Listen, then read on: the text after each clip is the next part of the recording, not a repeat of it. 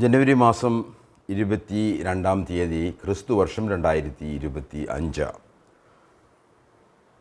Palarivattom Bible church Malayalam കൂട്ടായ്മയിൽ നിന്ന് ജീവനും ചൈതന്യവുമുള്ള ദൈവത്തിൻ്റെ വചനവുമായി ഇരുവാൽത്തലയുള്ള ഏത് വാളിനേക്കാളും മൂർച്ചയേറിയതുമായ ദൈവത്തിൻ്റെ വചനവുമായി പ്രാണനെയും സന്ധി മജ്ജകളെയും വേർതിരിക്കും വരെ തുളച്ചു ചെല്ലുന്നതുമായ ദൈവത്തിൻ്റെ വചനവുമായി ഹൃദയത്തിലെ ചിന്തനങ്ങളെയും ഭാവങ്ങളെയും വിവേചിക്കുന്നതുമായ ദൈവത്തിൻ്റെ വചനവുമായി ദൈവകൃപയാൽ ഒരിക്കൽ കൂടി വിൻസെൻ്റ് തോമസ്. എന്നെ കേൾക്കുന്ന ഏവർക്കും ക്രിസ്തു യേശുവിൽ കൃപയും സമാധാനവും നേരുന്നു.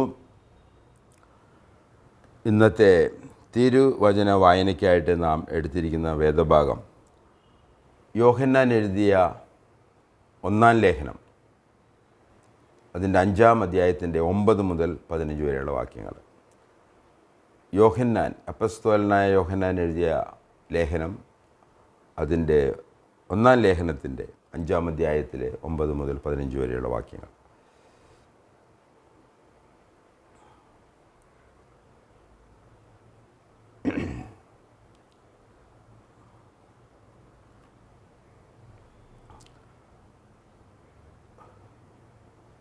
അതിൻ്റെ 9-ാം വാക്യം മുതൽ ഞാൻ വായിക്കാൻ ആഗ്രഹിക്കുകയാണ്.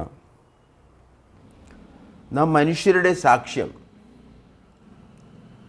കൈക്കൊള്ളുന്നു എങ്കിൽ ദൈവത്തിൻ്റെ സാക്ഷ്യം അതിലും വലുതാകുന്നു. ദൈവത്തിൻ്റെ സാക്ഷ്യമോ അവൻ തൻ്റെ പുത്രനെക്കുറിച്ച് സാക്ഷീകരിച്ചിരിക്കുന്നത് തന്നെ. ദൈവപുത്രനിൽ വിശ്വസിക്കുന്നവന് ഉള്ളിൽ ആ സാക്ഷ്യം ഉണ്ട്. ദൈവത്തെ വിശ്വസിക്കാത്തവൻ ദൈവത്തെ തൻ്റെ പുത്രനെക്കുറിച്ച് പറഞ്ഞ സാക്ഷ്യം വിശ്വസിക്കാകയാൽ അവനെ അസത്യവാദിയാക്കുന്നു. ആ സാക്ഷ്യമോ ദൈവം നമുക്ക് നിത്യജീവൻ തന്നു, ആ ജീവൻ അവൻ്റെ പുത്രനിലുണ്ട് എന്നുള്ളത് തന്നെ. പുത്രനുള്ളവന് ജീവനുണ്ട്, പുത്രനില്ലാത്തവന് ജീവൻ ഇല്ല. ദൈവപുത്രൻ്റെ നാമത്തിൽ വിശ്വസിക്കുന്ന നിങ്ങൾക്ക് ഞാൻ ഇത് എഴുതിയിരിക്കുന്നത് നിങ്ങൾക്ക് നിത്യജീവൻ ഉണ്ടെന്ന് നിങ്ങൾ അറിയേണ്ടതിന് തന്നെ. അവൻ്റെ ഇഷ്ടപ്രകാരം നാം എന്തെങ്കിലും അപേക്ഷിച്ചാൽ അവൻ നമ്മുടെ അപേക്ഷ കേൾക്കുന്നു എന്നുള്ളത് നമുക്ക് അവനോടുള്ള ധൈര്യം ആകുന്നു. നാം എന്ത് ചോദിച്ചാലും അവൻ നമ്മുടെ അപേക്ഷ കേൾക്കുന്നു എന്നറിയുന്നുവെങ്കിൽ അവനോട് കഴിച്ച അപേക്ഷ നമുക്ക് ലഭിച്ചു എന്ന് അറിയുന്നു. നമുക്ക് പ്രാർത്ഥിച്ച് ഇന്നത്തെ ക്ലാസ് നമുക്ക് ആരംഭിക്കാം. കാരണം ഇത് ദൈവത്തിൻ്റെ സാക്ഷ്യമാണ്. അതുകൊണ്ട് ദൈവത്തിൻ്റെ സാക്ഷ്യം നമുക്ക് ബോധ്യപ്പെടുവാൻ തക്കവണ്ണം പരിശുദ്ധാത്മാവ് നമ്മളെ സഹായിക്കേണ്ടതിന് നമുക്ക് പ്രാർത്ഥിക്കാം. ഞങ്ങളെ സ്നേഹിക്കുന്ന ഞങ്ങളുടെ വാത്സല്യ സ്വർഗീയ പിതാവേ, നന്ദിയോടെ സ്തുതിക്കുന്നു. അവിടുത്തെ സാക്ഷ്യത്തിനായിട്ട് നന്ദി പറയുന്നു. പുത്രനെക്കുറിച്ചുള്ള സാക്ഷ്യത്തിനായിട്ട് നന്ദി പറയുന്നു. പുത്രൻ വിശ്വസിക്കുന്നതുകൊണ്ടുള്ള നിത്യജീവനെക്കുറിച്ചുള്ള സാക്ഷ്യത്തിനായിട്ട് സ്തോത്രം ചെയ്യുന്നു, നന്ദി പറയുന്നു. ഞങ്ങളിപ്പോഴും അവിടുത്തെ വചനം പഠിക്കുമ്പോൾ ഞങ്ങളെ പരിശുദ്ധാത്മാവിൽ പഠിപ്പിക്കണമേ എന്ന് ഞങ്ങൾ അപേക്ഷിക്കുന്നു. ക്രിസ്തു യേശുവിൻ്റെ നാമത്തിൽ അപേക്ഷിക്കുന്നു, ആമേൻ. കഴിഞ്ഞ ആഴ്ചകളിൽ നാം പഠിച്ചു വരുന്നത്, വിശേഷാൽ ഈ പുതുവത്സരത്തിൽ 2025 നാം പഠിച്ചു വരുന്നത് ദൈവത്തെക്കുറിച്ചാണ്. അതിനാൽ നാം ആരംഭിച്ച വചനഭാഗം 90-ാം സങ്കീർത്തനത്തിൻ്റെ 2-ാം വാക്യമാണ്. അനാദിയായും ശാശ്വതമായും ദൈവമാകുന്നു. ഇത് കർത്താവിനെക്കുറിച്ചുള്ള, ദൈവത്തെക്കുറിച്ചുള്ള മോശയുടെ ഒരു പ്രഖ്യാപനമാണ്. അത് ചരിത്രപരമായിട്ട് 1500 BC എന്ന് പറഞ്ഞാൽ ഇന്നൊക്കെ ഏകദേശം 3500 വർഷങ്ങൾക്ക് മുമ്പ് എഴുതപ്പെട്ട ഒരു വചനമാണ്. അനാദിയായും ശാശ്വതമായും ദൈവമാകുന്നു. ഈ ദൈവം, അവൻ സൃഷ്ടാവാണ്. അവൻ്റെ സാക്ഷ്യം നമുക്ക് ലഭിച്ചിട്ടുണ്ട്. അതിൻ്റെ പുത്രനെക്കുറിച്ചുള്ള സാക്ഷ്യം ലഭിച്ചിട്ടുണ്ട്. പുത്രനിൽ ഒരുപാട് കാര്യങ്ങൾ പിതാവായ ദൈവം നമുക്ക് ഒരുക്കിയിട്ടുണ്ട്. അത് നമുക്ക് വിശ്വാസത്താൽ ലഭിക്കുന്നു എന്നുള്ളതാണ് ബൈബിൾ ചർച്ചാവുന്ന പാലാരിവട്ടം ബൈബിൾ ചർച്ചിൻ്റെ വിശ്വാസ സംഹിത. അത് നിങ്ങളിലേക്ക് എത്തിക്കുക എന്നുള്ളതാണ് ദൈവം എന്നെ ഏൽപ്പിച്ചിരിക്കുന്ന ദൗത്യം. എന്നാൽ നാം പഠിച്ചു വരുന്ന ഈ സാക്ഷാൽ ദൈവത്തെക്കുറിച്ച് ഉള്ള ഈ പഠനത്തിൽ നമുക്ക് മനസ്സിലാക്കാൻ പറ്റുന്നത് പ്രപഞ്ച സൃഷ്ടിക്ക് മുമ്പ് അനാദിയായും ശാശ്വതമായും ദൈവം ഉണ്ട്. അതുകൊണ്ടാണ് എബ്രായ ലേഖനത്തിൽ 11-ാം അധ്യായത്തിൽ നാം 6-ാം വാക്യത്തിൽ വായിക്കുന്നത്, ദൈവത്തിൻ്റെ അടുത്തേക്ക് വരുന്നവൻ ദൈവം ഉണ്ട് എന്നും അത് വിശ്വസിക്കേണ്ടതാകുന്നു. അത് പരമപ്രധാനമായിട്ടില്ല എന്ന് പറഞ്ഞാൽ ഫസ്റ്റ് തിങ്സിലുൾപ്പെട്ട പ്രഥമമായ കാര്യങ്ങളിൽപ്പെട്ട ഒരു പ്രമാണമാണ് ദൈവത്തിലുള്ള വിശ്വാസം. രണ്ടാമത്തെ, ദൈവം ദൃശ്യവും അദൃശ്യവുമായ എല്ലാം സൃഷ്ടിച്ചു.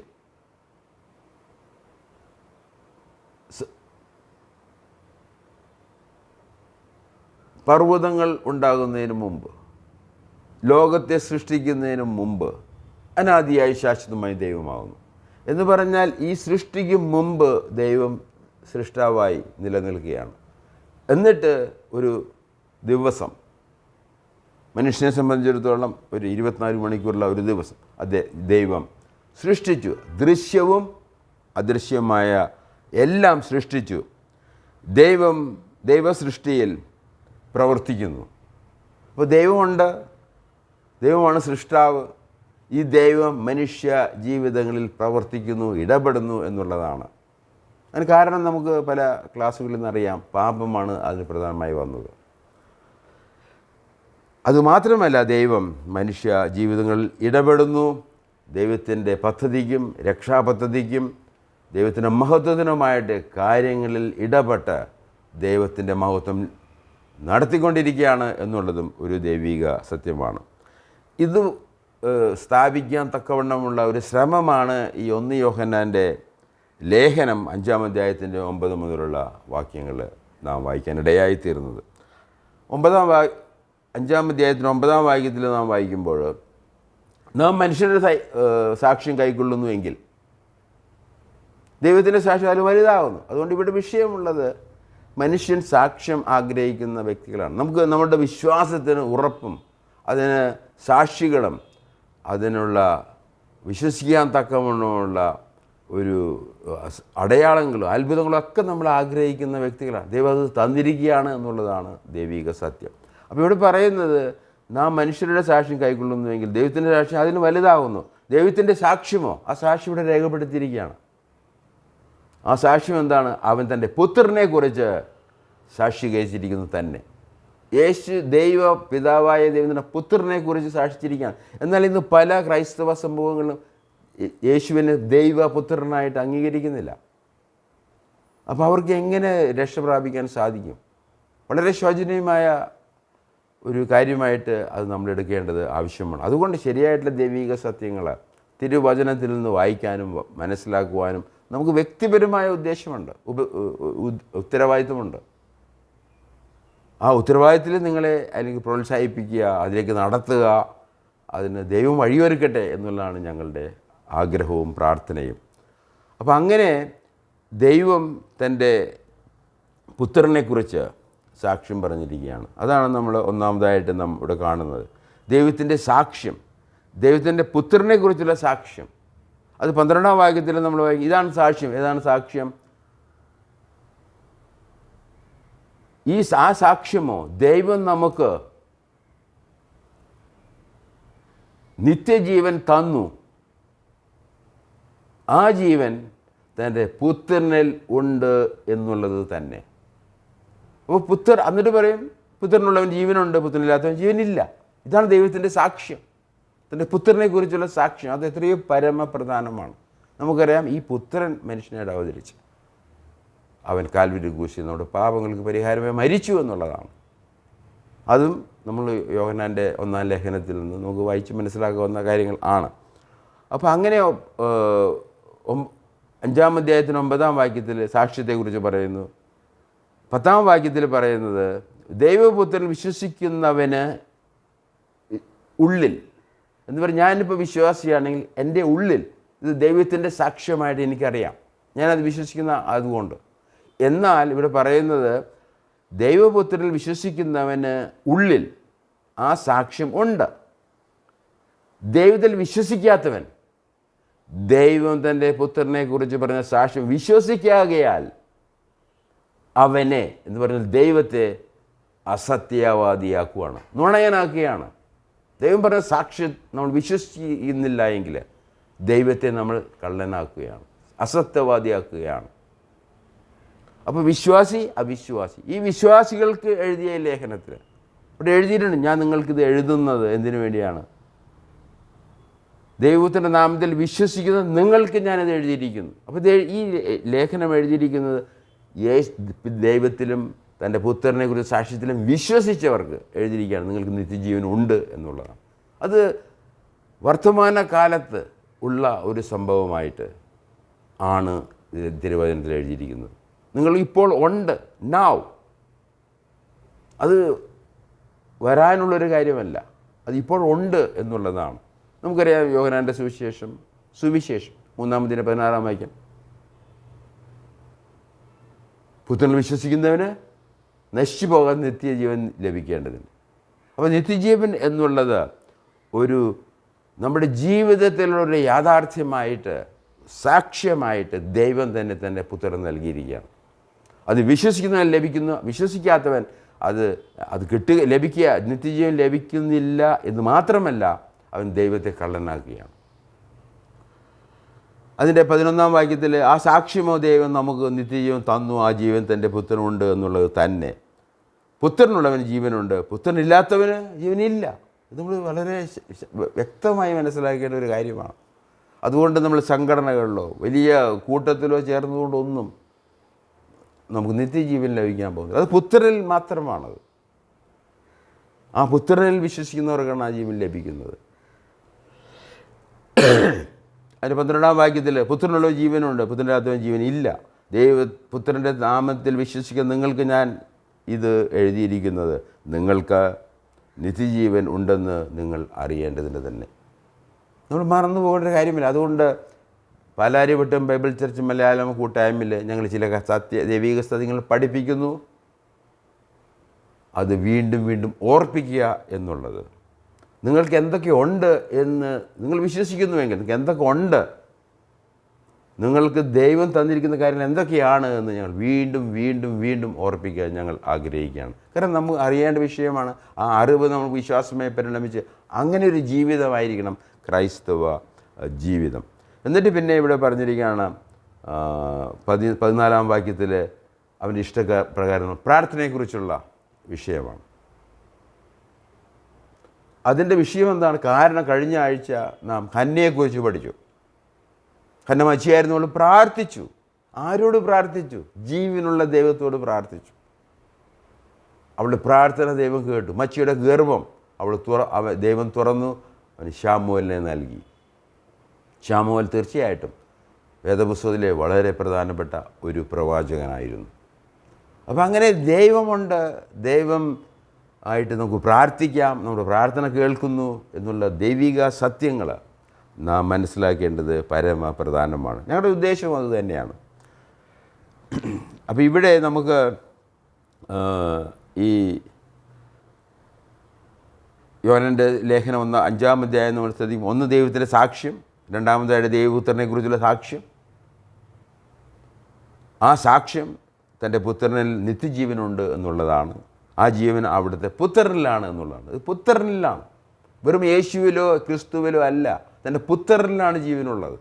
ഈ പുത്രനാണ് യേശു ക്രിസ്തു. മനുഷ്യാവതാരത്തിൽ അവൻ ക്രിസ്തുവാണ്. അപ്പോൾ അങ്ങനെ പുത്രനുള്ളവന് ജീവനുണ്ട്. 12-ാം വാക്യം. പുത്രനില്ലാത്തവൻ ജീവനെ കാണുകയും ജീവനില്ല അവന്. ഇത് ഞാൻ പറഞ്ഞുണ്ടാക്കുന്ന എൻ്റെ സാക്ഷ്യമല്ല, ഇത് ദൈവവചനത്തിൽ രേഖപ്പെടുത്തിയിരിക്കുന്ന ദൈവിക സാക്ഷ്യങ്ങളാണ് എന്ന് ഞാൻ നിങ്ങൾ ഓർപ്പിക്കാൻ ആഗ്രഹിക്കുകയാണ്. യോഹന്നാൻ്റെ ലേഖനത്തിൻ്റെ ഉദ്ദേശവും 13-ാം വാക്യത്തിൽ ഞാൻ ഇവയെല്ലാം എഴുതിയത് ദൈവത്തിൻ്റെ നാമത്തിൽ വിശ്വസിക്കുന്ന നിങ്ങൾക്ക് ജീവനുണ്ട് എന്നറിയേണ്ടതിനാണ്. അപ്പോൾ ഈ എഴുത്തിൻ്റെ ഉദ്ദേശവും അത് ആർക്കാണ് എഴുതിയിരിക്കുന്നത്? അത് വിശ്വാസികൾക്ക് എഴുതിയിരിക്കുന്ന ലേഖനമാണ് എന്നുള്ളത് സ്പഷ്ടമായിട്ട് നാം മനസ്സിലാക്കണം. തുടർന്ന് അത് 13-ഉം 14-ഉം 15-ഉം വാക്യങ്ങൾ നമ്മൾ ശ്രദ്ധിക്കുമ്പോൾ അവിടെ പ്രാർത്ഥനയെക്കുറിച്ചുള്ള ഒരു വിഷയം നമുക്ക് കാണാൻ കഴിയുന്നുണ്ട്. 14-ാം വാക്യത്തിൽ അവൻ്റെ ഇഷ്ടപ്രകാരം നാം എന്തെങ്കിലും അപേക്ഷിച്ചാൽ. ഹന്നയെക്കുറിച്ച് പഠിച്ചപ്പോൾ അദ്ദേഹം ദൈവത്തോട് പ്രാർത്ഥിച്ചു, ഹൃദയം നൊന്ത് പ്രാർത്ഥിച്ചു.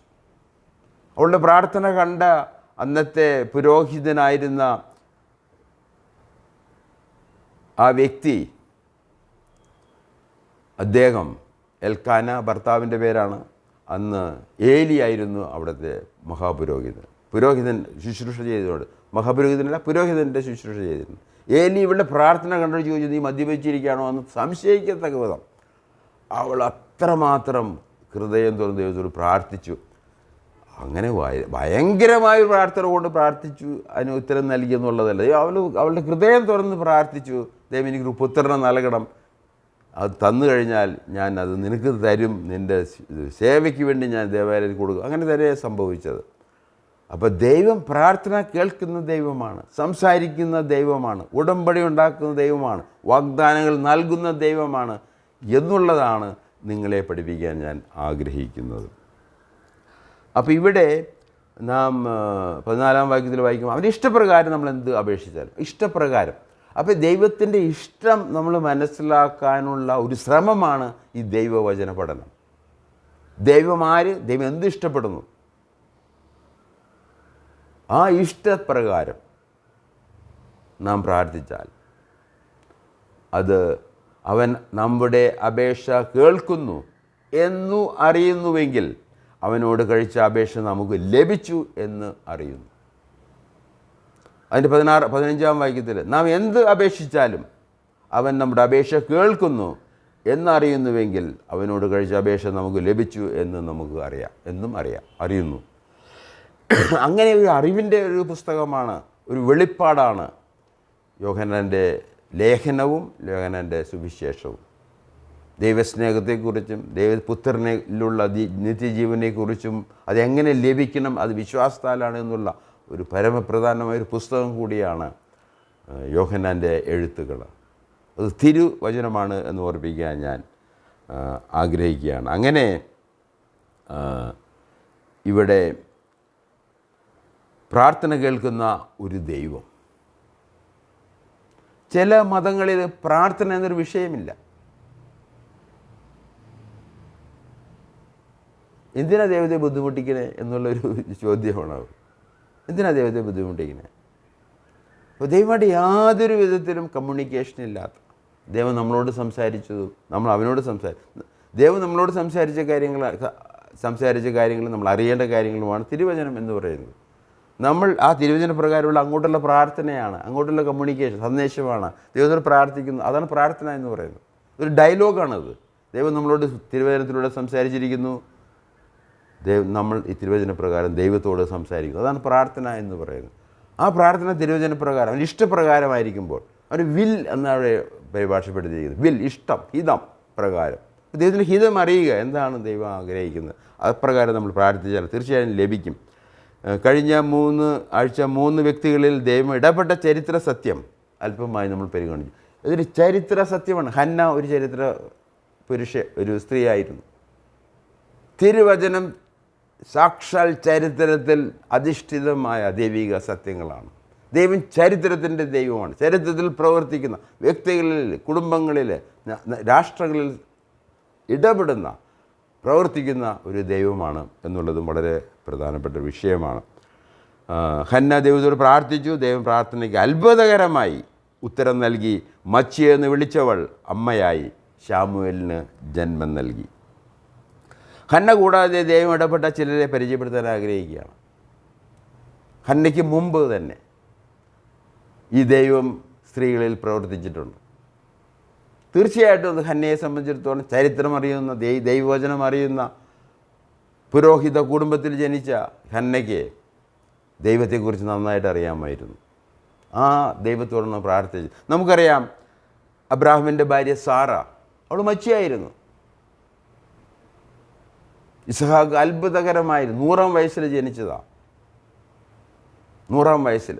അബ്രാഹാമിന് 100 വയസ്സുള്ളപ്പോൾ അവൻ്റെ ഉൽപ്പാദനശേഷി നഷ്ടപ്പെട്ട ഡെഡ്, അത് മരിച്ച അവസ്ഥയിലായിരുന്നു.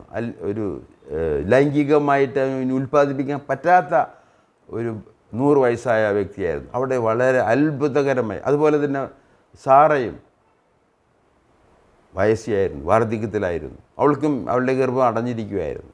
അവിടെ ദൈവം അത്ഭുതകരമായി പ്രവർത്തിച്ച് അവിടെ ഇസ്ഹാക്കിന് ജന്മം നൽകുകയാണ്. അപ്പോൾ ഇത് നമുക്കൊരു മുന്നമേ തന്നെ നമ്മൾ ഇന്നിപ്പോൾ പ്രാർത്ഥിക്കുമ്പോൾ നമുക്ക് ഒരുപാട് ചരിത്ര സത്യങ്ങൾ നമ്മുടെ മുന്നിലുണ്ട്. അതുകൊണ്ട് പ്രാർത്ഥന കേൾക്കും എന്നുള്ളതിൻ്റെ ഉറപ്പ്. ഒന്ന്, ദൈവം സാക്ഷ്യം പറഞ്ഞിരിക്കുകയാണ്. രണ്ട്, അത് തിരുവനന്തപുരം എഴുതിയിരിക്കുകയാണ്. ഒരുപാട് വ്യക്തികളിൽ ദൈവം പ്രാർത്ഥന കേട്ട് ഉത്തരം നൽകിയ ചരിത്രം നമുക്ക് ഉണ്ട്. അതുപോലെ നമുക്കറിയാം, ജേക്കബിൻ്റെ ഭാര്യ, യാക്കോബിൻ്റെ ഭാര്യ റാഹേൽ, ജേക്കബ്സ് വൈ റേച്ചൽ, അവൾക്കും കുഞ്ഞുങ്ങളുണ്ടായിരുന്നില്ല. അവൾ യാക്കോബിനോട് പറയുകയാണ്, നീ എനിക്ക് കുഞ്ഞിനെ തന്നില്ലെങ്കിൽ ഞാൻ മരിച്ചു പോകുമെന്ന്. അപ്പോൾ അവൻ ചോദിക്കും, ഞാൻ ദൈവമൊന്നും അല്ലല്ലോ ദൈവത്തെ നിനക്ക് കുഞ്ഞിനെ തരാം. എന്നാൽ ദൈവം അവളുടെ ഗർഭം തുറന്നു, അവൾക്കൊരു കുഞ്ഞുണ്ടായി. ആ കുഞ്ഞാണ് ബെഞ്ചമിൻ, അല്ലേ? Benjamin, right? Or Joseph, Benjamin. Okay. അപ്പം അങ്ങനെ യാക്കോബിൻ്റെ ഭാര്യ റാഹേൽ, അവൾക്കും ഈ പ്രശ്നങ്ങളുണ്ടായിരുന്നു. അവളും ചില പല ഉദാഹരണങ്ങൾ, ഒരു ഉദാഹരണമല്ല, പല ഉദാഹരണങ്ങൾ ഞാൻ നിങ്ങളുടെ മുന്നിലേക്കാണ്. നമുക്കറിയാം, ഈ സാറയ്ക്ക് ഇങ്ങനെ കുഞ്ഞ് ലഭിച്ചു എന്ന് നമുക്ക് വിശ്വസിക്കാൻ പറ്റുമെങ്കിൽ, ദൈവം ചെയ്ത വലിയൊരു അത്ഭുതമായിട്ട് നമുക്ക് വിശ്വസിക്കാൻ പറ്റുമെങ്കിൽ, അതുപോലെ തന്നെ റാഹേലിൻ്റെ ജീവിതത്തിൽ ഇങ്ങനെ സംഭവിച്ചുവെങ്കിൽ, അത് വിശ്വസിക്കാൻ സാധിക്കുമെങ്കിൽ, കന്യക ഗർഭം ധരിച്ച് മറിയ ഒരു കുഞ്ഞിനെ പ്രസവിച്ചു. അതാണ് യേശു ക്രിസ്തു. അത് നമുക്ക് വിശ്വസിക്കാൻ അത് എളുപ്പമായിരിക്കുമെന്ന് ഞാൻ വിചാരിക്കുകയാണ്. ചെറിയ സാക്ഷ്യങ്ങളിൽ നമ്മൾ വിശ്വസിക്കുമ്പോൾ അത് നമുക്ക് വലിയ ദൈവത്തിൻ്റെ അത്യത്ഭുതമായ കാര്യങ്ങളിൽ വിശ്വസിക്കാൻ നമ്മളെ പ്രേരിപ്പിക്കും, അതിന് സഹായകരമായിരിക്കും എന്നും ഞാൻ ആഗ്രഹിക്കുകയാണ്. അങ്ങനെ യേശുവിൻ്റെ അമ്മ മറിയ, ഇവരെല്ലാം ദൈവം അത്ഭുതങ്ങളിലൂടെ ഇടപെട്ട സ്ത്രീജനങ്ങളാണ്. ചരിത്ര വസ്തുതയാണ്, ദൈവിക സത്യമാണ്, ദൈവത്തിൻ്റെ സാക്ഷ്യമാണ്. ആകയാൽ ചില ഒഴിച്ചുകൂടാൻ പറ്റാത്ത വിശ്വാസ സത്യങ്ങൾ നിങ്ങളുടെ മുമ്പിൽ വയ്ക്കാൻ ഞാൻ ആഗ്രഹിക്കുകയാണ്. ഒന്ന്, നാം ദൈവാസ്തിത്വം, ദൈവം ഉണ്ട് എന്ന് നാം വിശ്വസിക്കേണ്ടതാണ്. ഈ ദൈവം ഉണ്ട് എന്ന് വിശ്വസിക്കുന്നവൻ, അവനാണ് ഈ പുത്രനുള്ള ജീവനെക്കുറിച്ച് സുവിശേഷം വഴി ദൈവം അവനെ അറിയിക്കുന്നത്. രണ്ടാമത്, ദൈവം സൃഷ്ടാവാകുന്നു. ദൈവമുണ്ട്, ദൈവം സൃഷ്ടാവാകുന്നു. മൂന്നാമതായിട്ട്, ദൈവം പ്രാർത്ഥന കേൾക്കുന്ന ജീവനുള്ള ദൈവമാകുന്നു. ഈ ജീവനുള്ള, നിത്യജീവനുള്ള ദൈവത്തിന് മാത്രമേ പാപികളായ നമുക്ക്, മരിച്ചവരായ നമുക്ക് നിത്യജീവൻ പ്രദാനം ചെയ്യാൻ കഴിയുകയുള്ളൂ. ദൈവം ജീവനുള്ള ദൈവമാണ്, പ്രാർത്ഥന കേൾക്കുന്ന ദൈവമാണ്. അതുകൊണ്ട് ഇന്നത്തെ സന്ദേശത്തിൻ്റെ സാരം ഇപ്രകാരമാണ് ഞാൻ ആഗ്രഹിക്കുന്നത്. ദൈവവിശ്വാസം പരമപ്രധാനമാകുന്നു. ദൈവമുണ്ട് എന്നും ദൈവം സൃഷ്ടാവാകുന്നു എന്നും അവനോടാണ് നാം പാപം ചെയ്തു എന്നുള്ളതും, അതുകൊണ്ട് ദൈവം നമുക്കൊരു വീണ്ടെടുപ്പ് നൽകണം, അത് തന്നെ പുത്രനാണ് ദൈവം നൽകിയിരിക്കുന്നത് എന്നുള്ളതാണ് ദൈവിക സത്യം. അതുകൊണ്ട് ഈ സന്ദേശത്തിൻ്റെ സാരം ദൈവവിശ്വാസം പരമപ്രധാനമാകുന്നു. യേശു ക്രിസ്തുവിൽ വിശ്വാസം നിത്യജീവൻ ലഭിക്കുന്നു. യേശു ക്രിസ്തുവിൽ നമ്മൾ വിശ്വസിക്കുമ്പോൾ, അവൻ്റെ പുത്രനിൽ ദൈവം തൻ്റെ പുത്രനെ അയച്ചു, ആ പുത്രൻ നമുക്ക് വേണ്ടി മരിച്ചു, അവൻ ഉയർത്തെഴുന്നേറ്റു, അവൻ്റെ ചരിത്ര സംഭവങ്ങൾ അത് തിരുവനന്തപുരം രേഖപ്പെടുത്തിയിരിക്കണം. അത് നമ്മൾ വിശ്വസിക്കുമ്പോൾ നമ്മൾ ദൈവത്തിൻ്റെ സത്യമാണ് വിശ്വസിക്കുന്നത്. ഞങ്ങൾ അതിനെക്കുറിച്ച് സന്ദേശവാഹകന്മാർ മാത്രമാണ്. അതുകൊണ്ട് നിങ്ങളിത് പരിശോധിച്ച് നിങ്ങൾ തന്നെ അതിൽ ഉറപ്പുവരുത്താം. അപ്പോഴാണ് പരിശുദ്ധാത്മാവ് നിങ്ങൾക്ക് ഈ ഉറപ്പ് നൽകുന്നത്. ഒരു മനുഷ്യനും ഈ ഉറപ്പ് നിങ്ങൾക്ക് ചെയ്യാൻ സാധിക്കില്ല. അപ്പോൾ അത് സാധിക്കുന്നില്ല. മൂന്നാമതായിട്ട് ഈ സന്ദേശത്തിൻ്റെ സാരം, ഒന്ന് ദൈവവിശ്വാസം പരമപ്രധാനം, യേശുക്കളുടെ വിശ്വാസം നിത്യജീവൻ ലഭിക്കുന്നു. മൂന്നാമതായിട്ട് വിശ്വാസികളുടെ പ്രാർത്ഥന ഉത്തരമുണ്ട്. അത് ഷുവറാണ്, ധൈര്യമുണ്ടെന്ന് എഴുതിയിരിക്കുന്നത്. നിന്നോട് ഞങ്ങൾ പ്രാർത്ഥിച്ചാൽ, നിൻ്റെ ഹിതപ്രകാരം ഞങ്ങൾ പ്രാർത്ഥിച്ചാൽ, നമ്മൾ എന്ത് പ്രാർത്ഥിച്ചാലും ഉത്തരം ഉണ്ട്, അത് ലഭിച്ചു എന്ന് തന്നെ നാം വിശ്വസിക്കേണ്ടതാണ്. അങ്ങനെയാണ് ദൈവവചനം പറഞ്ഞത്. നമുക്ക് ഇതോടുകൂടി ഇന്നത്തെ ക്ലാസ് ഇവിടെ അവസാനിപ്പിക്കാൻ ഞാൻ ആഗ്രഹിക്കുന്നു. നമുക്ക് പ്രാർത്ഥിച്ച് ഇന്നത്തെ ക്ലാസ് നമുക്ക് അവസാനിപ്പിക്കാം. പ്രാർത്ഥനയ്ക്ക് മുമ്പായിട്ട് നാം സാധാരണ ചോദിക്കുന്നൊരു ചോദ്യമുണ്ട്. ഈ ദൈവിക സത്യങ്ങൾ നിങ്ങൾ വായിച്ച് മനസ്സിലാക്കി വിശ്വസിച്ച് നിത്യജീവനുള്ളവരായി തീരുമോ എന്നുള്ളതാണ് ദൈവം ആഗ്രഹിക്കുന്നത്. പലരും ബൈബിൾ ചർച്ച ആഗ്രഹിക്കുന്നത്, വ്യക്തിപരമായിട്ട് ഞാൻ നിങ്ങളെക്കുറിച്ച് ആഗ്രഹിക്കുന്നത്. ദൈവം നിങ്ങളെ സഹായിക്കട്ടെ. നമുക്ക് പ്രാർത്ഥിച്ച് ക്ലാസ് അവസാനിപ്പിക്കാം. സ്വർഗ്ഗപിതാവേ, ഞങ്ങളെ കേൾപ്പിച്ച ദൈവവചനത്തിനായിട്ട് നന്ദി പറയുന്നു. സാക്ഷ്യത്തിനായിട്ട് നന്ദി പറയുന്നു. പുത്രന് ഞങ്ങൾക്ക് വിശ്വാസം വഴി ലഭിക്കുന്ന നിത്യജീവനായിട്ട് ഞങ്ങൾ നന്ദി പറയുന്നു. നല്ല തീരുമാനങ്ങൾ എടുക്കുവാൻ, വിശ്വസിക്കുവാൻ ശക്തിയും ബലവും നൽകണമേ എന്ന് ഞങ്ങൾ യാചിക്കുകയാണ്. അനുഗ്രഹത്തോടെ പറഞ്ഞയക്കണമേ. അവിടുത്തെ പുത്രൻ്റെ കൃപയും പിതാവിൻ്റെ സ്നേഹവും പരിശുദ്ധാത്മാവിൻ്റെ നടത്തിപ്പും ഞങ്ങളുടെ ജീവിതത്തിലുണ്ടായിരിക്കണമേ എന്ന് ഞങ്ങൾ അപേക്ഷിക്കുന്നു. യേശു ക്രിസ്തുവിൻ്റെ നാമത്തിൽ അപേക്ഷിക്കുന്നു. ആമേൻ. കേട്ടതിന് നന്ദി. ദൈവം അനുവദിച്ചാൽ അടുത്ത ആഴ്ച കാണാം, കേൾക്കാം. Thank you.